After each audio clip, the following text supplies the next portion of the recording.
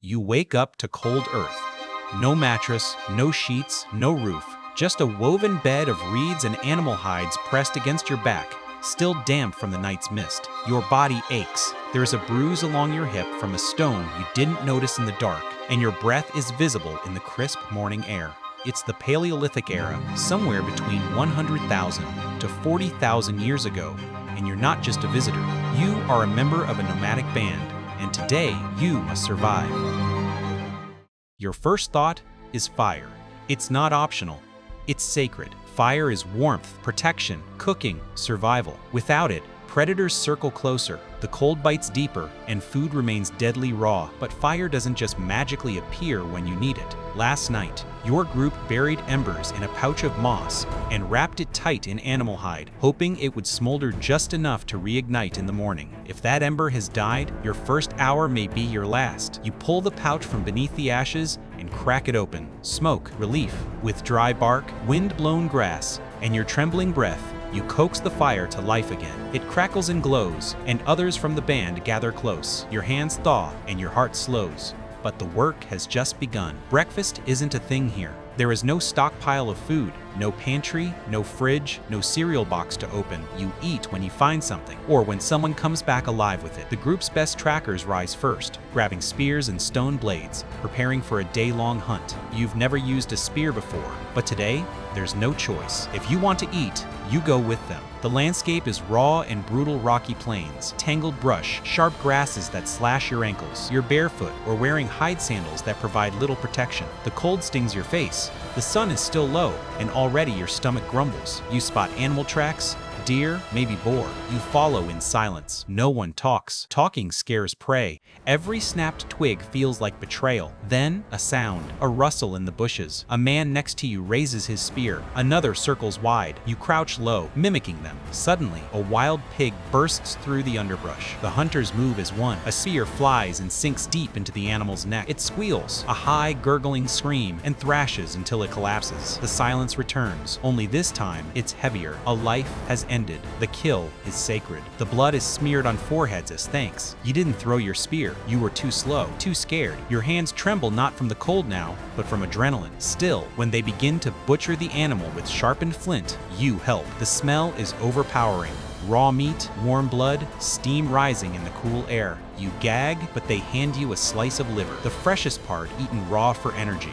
It's warm, slippery, and metallic in your mouth. You swallow it whole. Back at camp, the meat is roasted over the fire you saved this morning. You've earned a share, but there's no seasoning, no utensils, no table. Just hunks of meat ripped with teeth and shared with greasy fingers. You chew slowly, hoping it stays down. Then, it's time to move. You've only just begun to rest when the leader of the band gestures toward the horizon. This camp won't last. Water is low, the prey have moved on, and signs of predators are near. Maybe it was the roar of a cave lion last night. Maybe the vultures circling overhead. Either way, it's time to pack up. But pack what exactly? There's nothing here that doesn't serve life or death. Spears, fire, skins, carved tools. Water is carried in animal bladders, sometimes sealed with resin. You sling a fur over your shoulder and fall into line. You march, and march, and march. The sun climbs high, and your body begins to scream. Your legs burn. Your throat cracks. Your feet bleed.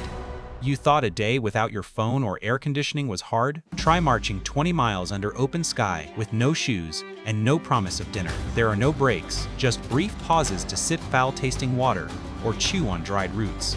And you'd better keep up. No one slows down for the weak. Somewhere along the ridge, the group spots something. Another band. Strangers. The air tightens. No one knows yet if they're friends, rivals, or killers. One wrong step, and it's war. Conflict over territory, water, or game is common in this world. There's no diplomacy, no written language, just stares, postures, tension. A single rock thrown too soon could lead to a bloodbath. Today, it doesn't. A nod is exchanged. The bands move on. By the time dusk arrives, your body is done. Every muscle aches. Your skin is sunburned and cracked. But there's no shelter. You help gather branches for a windbreak. Others dig shallow pits to shield the fire. The women collect grasses and leaves to weave into bedding. Children are already asleep, curled like puppies. One woman hums. There's no melody, just rhythm. It's the sound of humanity learning music. The stars come out. There are no lights here, just the fire the moon, and your thoughts. You look up and see the Milky Way clearly for the first time. No pollution, no cities, just the cold brilliance of space. And you wonder, what did early humans think when they looked up? Did they see gods, spirits, signs, or just questions? Suddenly, you hear movement beyond the camp. Everyone goes still. Spears rise. The fire dims. A silhouette, large, low, moving quickly. It could be a hyena, a wolf, a leopard, even a saber-toothed cat, though those are rarer now. No one sleeps deeply in this world. Every sound is a threat. It passes. Maybe. You don't sleep much. The cold seeps into your bones. Your back is stiff. The stars seem to shift above you. Time moves differently here. When the sun rises again, you're not refreshed.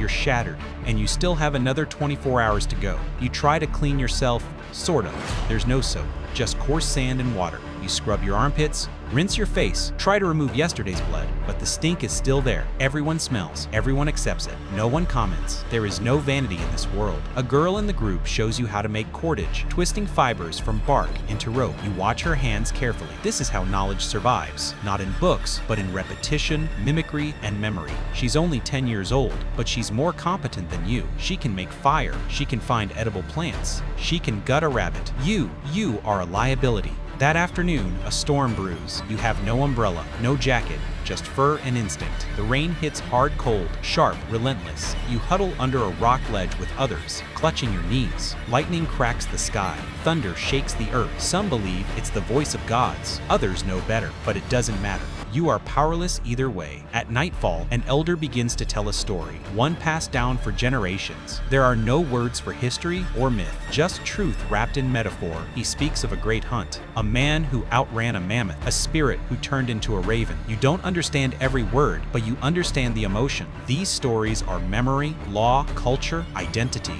Without them, the group is just animals. With them, they are human. By now, your body is rebelling. Your feet are torn open. Your stomach cramps from undercooked meat. Your hands are blistered from climbing rocks and making tools. You haven't sat in a chair, haven't wiped with toilet paper, haven't seen your reflection. You haven't felt clean or safe. You thought this would be some romantic return to nature, a primal adventure, but now you know. The Stone Age was not a wilderness retreat. It was war, every day, against hunger, cold, disease, predators, other humans. You lived or you didn't. There was no in-between, and you wouldn't have lasted a day.